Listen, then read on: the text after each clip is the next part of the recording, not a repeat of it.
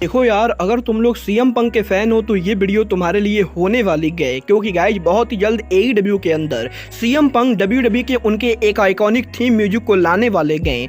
AEW में thunder रोजा के रिटर्न सिचुएशन को लेकर इससे काफी बड़ी अपडेट आ चुकी है। एईडब्ल्यू कंपनी के क्रिएटिव डायरेक्शन को लेकर मैट हार्डी ने काफी बड़ा खुलासा कर दिया है।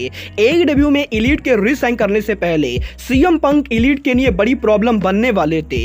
एईडब्ल्यू में ब्रायन डेनियल्सन कब रिटर्न करेंगे, इसको लेकर डेव मेल्जर की तरफ से बड़ी अपडेट आ चुकी है। तो गाइज वहीं यंग बस के एईडब्ल्यू में न्यू कॉन्ट्रैक्ट को साइन करने के बाद अब एईडब्ल्यू में यंग बस को कितने पैसे मिल रहे हैं, ये चीज फाइनली सामने आ चुकी है। तो गाइज चलिए बिना किसी देरी के शुरू करते हैं इस वीडियो को। और गाइज सबसे पहले बात करेंगे ब्रायन डेनियल्सन की। वेल गाइज ये बात तो मैंने आप लोग को ऑलरेडी कल के वीडियो में बताई थी कि ब्रायन डेनियल्सन इस साल के एंडिंग से पहले एईडब्ल्यू पर रिटर्न होने वाले हैं। बट गाइज यहाँ पर ब्रायन उनका रिटर्न कब और किस महीने में करेंगे, अब इसको लेकर डेव मेल्जर की तरफ से बड़ी अपडेट आ चुकी है। जहां पर इस हफ्ते डेव मेल्जर का ये कहना है कि ब्रायन डेनियल्सन के आर्म सर्जरी के बाद ब्रायन डेनियल्सन को कम से कम 3 महीने आराम करने की जरूरत है। और गाइज यहां पर अगर ब्रायन डेनियल्सन 3 महीने का रेस्ट लेते गए तो गाइज पॉसिबली ब्रायन डेनियल्सन एईडब्ल्यू के अंदर अक्टूबर महीने के अंदर उनका रिटर्न करेंगे। और गाइज इसका मतलब ये बिल्कुल ही क्लियर है कि ब्रायन डेनियल्सन ना तो एईडब्ल्यू के ऑल इन ऑल आउट या फिर ग्रैंड स्लैम के ऊपर काम करने वाले गए। और गाइज शायद अब ब्रायन डेनियल्सन एईडब्ल्यू के अंदर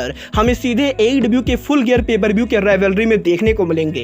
वेल गाइस देखना बहुत ही दिलचस्प होने वाला है कि ब्रायन डेनियल्सन एईडब्ल्यू के अंदर उनका रिटर्न कवर कैसे करते गए। बट गाइस जहां तक बात है रेसलर्स के रिटर्न होने की, तो गाइस ब्रायन डेनियल्सन वो इकलौते रेसलर नहीं गए जो एईडब्ल्यू के ऑल इन पर काम नहीं करेंगे, क्योंकि गाइस इस हफ्ते एईडब्ल्यू की फॉर्मर वुमेन चैंपियन थंडर रोजा के रिटर्न को लेकर भी बड़ी अपडेट आ रही है। जहां पर डेव मेल्जर ने इस चीज को भी कंफर्म किया है कि वैसे तो थंडर रोजा रिंग के अंदर दोबारा से ट्रेनिंग कर रही गए, बट गाइस जहां तक बात रही थंडर रोजा के ऑल इन पर कंपीट करने की, तो गाइस यहां पर भले ही थंडर रोजा रिंग के अंदर ट्रेनिंग कर रही गए, बट गाइस ऑल इन तक थंडर रोजा मेडिकली रेसल करने के लिए क्लियर नहीं होंगी। और गाइस इसीलिए एईडब्ल्यू के ऑल इन पेपर व्यू के ऊपर थंडर रोजा अपीयर नहीं होने वाली गए। और गाइस कम से कम आने वाले 1 महीनों तक एईडब्ल्यू के अंदर थंडर रोजा हमें देखने को नहीं मिलेंगी। वेल गाइस देखना बहुत ही दिलचस्प होने वाला है कि ब्रायन और थंडर रोजा जैसे बड़े रेसलर्स के इंजर्ड होने की वजह से टोनी खान के प्लान्स में कितने चेंजेस होते गए। बट गाइस जहां तक बात रही टोनी खान के प्लान्स की,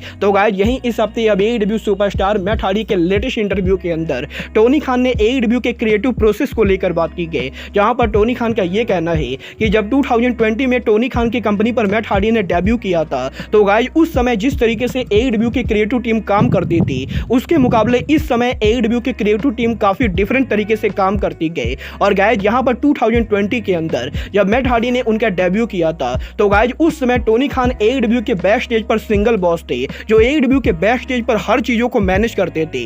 बट गाइस यहीं अब करीबन 3 सालों के बाद एईडब्ल्यू कंपनी के बैक स्टेज के ऊपर टोनी खान ने बहुत सारे क्रिएटिव माइंड को साइन किया है। और गाइस आज के टाइम पर एईडब्ल्यू के अंदर भले ही टोनी खान का डिसीजन फाइनल डिसीजन होता है, बट गाइस यहां पर एईडब्ल्यू के बैक स्टेज के ऊपर एईडब्ल्यू में ऐसे बहुत सारे बड़े रेसलर है जो एईडब्ल्यू में काफी सारे मैचेस को प्रोड्यूस करते गए। और गाइस इसके साथ साथ एईडब्ल्यू के अंदर जेफ जेरेट, संजय दत्त और क्यूटी मार्शल जैसे लोग एईडब्ल्यू के अंदर टोनी खान के लेवल के क्रिएटिव आइडियाज पिच करते गए। और गाइस आज के टाइम पर एईडब्ल्यू के अंदर एईडब्ल्यू कंपनी ने कुछ राइटर्स को भी हायर कर लिया है जो एईडब्ल्यू के बैक स्टेज पर स्टोरी लाइन को राइट करती गए। और गाइस भले ही टोनी खान अब भी एईडब्ल्यू के हेड ऑफ बॉस है, बट गाइस अब यहां पर एईडब्ल्यू के क्रिएटिव टीम के अंदर एईडब्ल्यू में बहुत सारे लोग अलग अलग डिपार्टमेंट को देखते गए, जो कि एईडब्ल्यू के लॉकर रूम के लिए काफी बढ़िया है। क्योंकि गाइस जब यहां पर टोनी खान सिंगल बॉस थे, तो गाइस हर रेसलर टोनी खान से बात नहीं कर पाता था, बट गाइस अब क्योंकि क्रिएटिव टीम में बहुत सारे नए नए लोग हैं, तो गाइस इसीलिए रेसलर्स को में काफी आराम होता है। वेल गाइज ये तो बात हुई एईडब्ल्यू के क्रिएटिव प्रोसेस की। बट गाइज चलिए फिलहाल आगे बढ़ते हैं और बात करते हैं सीएम पंक के एईडब्ल्यू में न्यू मेंटेनेंस म्यूजिक की। वेल गाइज ये बात तो हम सभी लोगों को मालूम है कि जब से सीएम पंक ने एईडब्ल्यू में डेब्यू किया है, तब से सीएम पंक एईडब्ल्यू के अंदर डब्ल्यूडब्ल्यूई के उनके most popular entrance music cult of personality को यूज करते गए। और गाइज इवन यहाँ पर यूएफसी के अंदर भी सीएम पंक ने उसी म्यूजिक को यूज किया था। बट गाइज यहीं इस हफ्ते अब सीएम पंक ने इंस्टाग्राम के ऊपर उनके लाइव फीड के अंदर एक एंट्रेंस म्यूजिक को पिच किया है। और गाइज ये वाला एंट्रेंस म्यूजिक और कोई ना हो के बल्कि सीएम पंक के WWE करियर के अर्ली करियर का म्यूजिक किल स्विच है। और गाइज यही इंस्टाग्राम के ऊपर सीएम पंक के किल स्विच म्यूजिक को प्ले करने के बाद अब इस चीज को लेकर तगड़ी रूमर चल रही है कि पॉसिबली AEW के अंदर सीएम पंक के हील टर्न के बाद CM Punk kill switch music को यूज करने वाले गए, क्योंकि गाइज यहां पर सीएम पंक AEW में जो cult of personality music use करते गए वो म्यूजिक एक बेबी फेस रेसलर के ऊपर सूट करता है। बट गाइज सीएम पंक का जो किल स्विच म्यूजिक है वो AEW के अंदर हील तौर पर काफी ज्यादा सूट करेगा। और गाइज अगर यहां पर टोनी खान सच में पंक का हील कराने वाले गए तो गाइज शायद सीएम पंक इसी को टीच कर रहे गए कि उनके हील टर्न के बाद वो AEW में किल स्विच को यूज करेंगे। वेल गाइज अब ये तो आने वाला टाइम बताएगा कि सीएम पंक हील टर्न करेंगे भी या नहीं।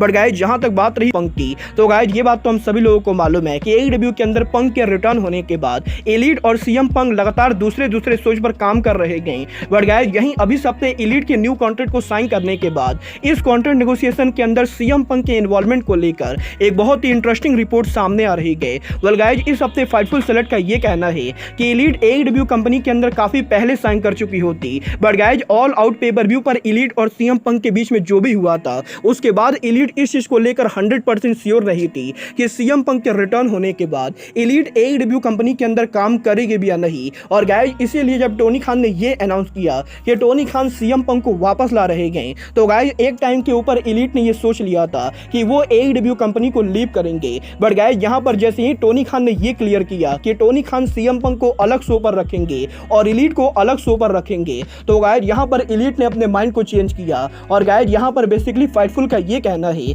कि सीएम पंक अगर AEW कंपनी पर वापस नहीं आते तो गाइज एलीट काफी लंबे टाइम पहले कॉन्ट्रैक्ट को रीन्यू कर पाती। बट गाइज यहां पर क्योंकि टोनी खान पंक को वापस ला रहे थे तो गाइज इसीलिए एलीट ये देखना चाहती थी कि सीएम पंक के रिटर्न होने के बाद टोनी खान एलीट को कैसे ट्रीट करते गए। और गाइज AEW के अंदर सीएम पंक के वापस आने के बाद AEW के बैक स्टेज का एनवायरनमेंट कैसा होता है। और गाइज अब क्योंकि सीएम पंक बिल्कुल ही न्यू शो के ऊपर काम कर रहे गए तो गाइज इसीलिए एलीट को सीएम पंक से कोई भी प्रॉब्लम नहीं गए। और गाइज इसी रीजन की वजह से टोनी खान ने एलीट को न्यू कॉन्ट्रैक्ट के अंदर सिया है। गाइज ये बात तो मैंने आप लोग को बता ही दी है कि टोनी खान ने एलीट को न्यू कॉन्ट्रैक्ट में जो साइन किया है उस कॉन्ट्रैक्ट के अंदर टोनी खान ने एलीट के चारों member Kenny Omega, hangman Adam page और यंग बक्स इन चारों को 4 साल के कॉन्ट्रैक्ट में साइन किया है। बट गाइज यहीं इस कॉन्ट्रैक्ट के अंदर अब टोनी खान इन सभी को कितने पैसे दे रहे गए इसको लेकर इन चारों के मैनेजर की तरफ से बहुत बड़ी अपडेट आ रही है। वेल गाइज इस हफ्ते एलीट के मैनेजर बैरी ब्लूम ने उनके लेटेस्ट इंटरव्यू के अंदर इस चीज को कंफर्म किया है कि बैरी ब्लूम के न्यू कॉन्ट्रैक्ट नेगोशिएशन के अंदर बैरी ब्लूम ने एलीट को काफी सारे ज्यादा पैसे दिलवाए गए। बट गाइज यहां पर जो बात सबसे ज्यादा शॉकिंग है वो बात ये है कि बैरी ब्लूम ने AEW के अंदर एलीट के न्यू कॉन्ट्रैक्ट के अंदर यंग बक्स को जो पैसे दिलाए गए वो पैसे रेसलिंग इंडस्ट्री के अंदर दुनिया के और किसी भी टैग टीम के मुकाबले हाईएस्ट सैलरी गए। और गाइज यहां पर बैरी ब्लूम का ये कहना है कि बैरी ब्लूम पिछले 40 साल से रेसलिंग इंडस्ट्री के अंदर रेसलर्स के लिए एजेंट के तौर पर काम कर रहे गए। और गाइज यहां पर बैरी ब्लूम ने बेड हार्ट से लेकर गोल्डबर्ग और ब्रॉक लेसनर जैसे रेसलर तक को मैनेज किया है। और गाइज यहां पर WWE के भी ऐसे बहुत से सारे टॉप रेसलर्स हैं जिनके कॉन्ट्रैक्ट नेगोशिएशन के अंदर बैरी ब्लूम उन रेसलर्स को मैनेज करते गए। बट गाइज यहां पर आज तक रेसलिंग इंडस्ट्री के अंदर दुनिया के किसी भी टैग टीम को किसी कंपनी के द्वारा इतने पैसे नहीं मिले गए जितना AEW के अंदर टोनी खान ने यंग बक्स को रीसाइन करने के लिए दिया है।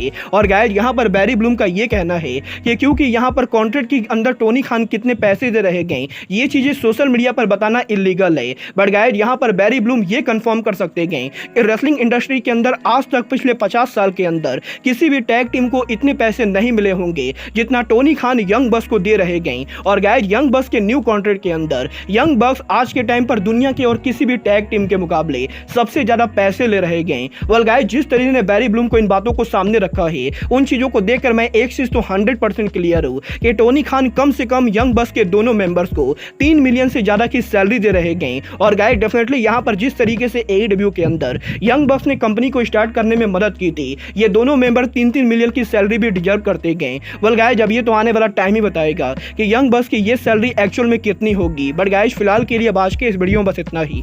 मैं मिलता हूं आपसे अपने अगले वीडियो में। बट गाइज तब तक के लिए goodbye, good night and bang.